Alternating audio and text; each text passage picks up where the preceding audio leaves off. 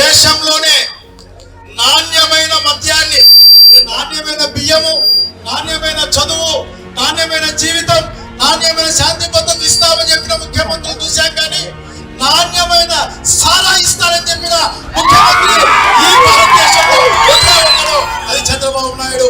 సిద్ధంగా ఉంటాం.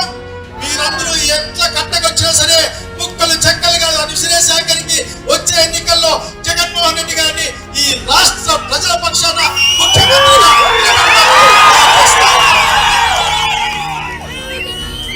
జాగ్రత్త. ఈ హెచ్చరిక కాదు, ఒక వాస్తవాన్ని చెప్తా ఉన్నా. జగన్మోహన్ రెడ్డి మీరు అభిమానుడు అనుకుంటా ఉన్నారు.